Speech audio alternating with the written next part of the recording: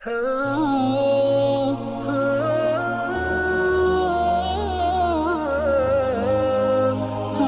در حقیقت تزکیہ نفس کا ذریعہ یہ قرآن ہے۔ سینوں میں جو روگ ہیں، حب دنیا، حب مال، حب شہرت، حب اقتدار، جس کو کہ ایڈلر کہتا ہے دی ارج ٹو ڈومینیٹ، میرا غلبہ ہو، میرا تسلط ہو، میں نمایاں ہو جاؤں، میری حکومت بن جائے، اختیار میرے ہاتھ میں آ جائے، دی ارج ٹو ڈومینیٹ۔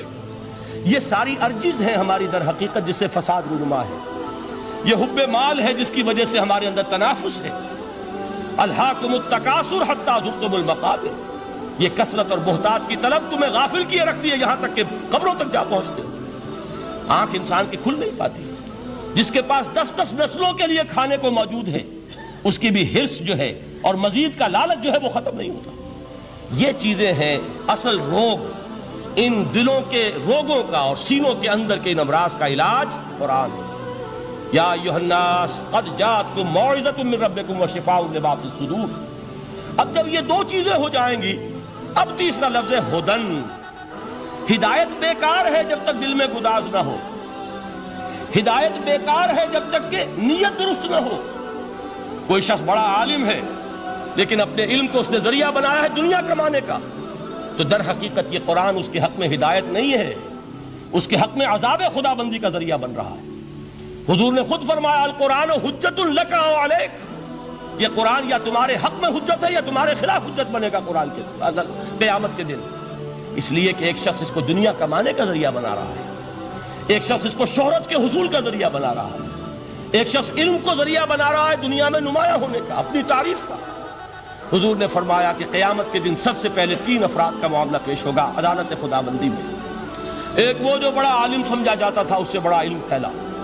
دوسرا وہ جو بہت صاحب ثروت تھا، اس نے بہت خیرات کے کاموں میں پیسہ لگایا۔ تیسرا وہ جو دنیا میں شہید سمجھا جاتا تھا کہ اللہ کی راہ میں جنگ کرتے ہوئے جان دے دی۔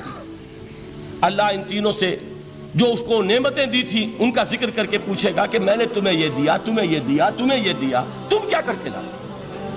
وہ شہید کہے گا کہ اللہ میں نے تیری راہ میں جنگ کی اور اپنی جان دے دی تاکہ تو راضی ہو جائے۔ اللہ فرمائے گا کذبت، تو نے جھوٹ بولا۔ انک قد قاتلت لان یقال جریء، تو نے تو یہ جنگ اس لیے کی تھی کہ کہا جائے کہ بڑا جری ہے، بڑا بہادر ہے۔ یہ لوگوں سے بہادری کے تمغے لینا تمہارا مقصود تھا۔ وقد قیل، وہ کہا جا چکا ہے، اب یہاں تمہارے لیے کچھ نہیں۔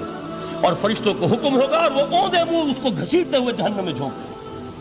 دنیا میں شہید سمجھا جا رہا ہے، آخرت میں جہنمی ہے۔ یہی حال اس عالم کا ہوگا، یہی حال اس دولت مند کا ہوگا۔ تم نے یہ علم پھیلایا تھا کہ تمہارے علم کا چرچا ہو جائے، تمہاری شہرت ہو جائے، لوگ تمہاری دست بوسی کرنے لگے، لوگ تم سے جھک کر ملے۔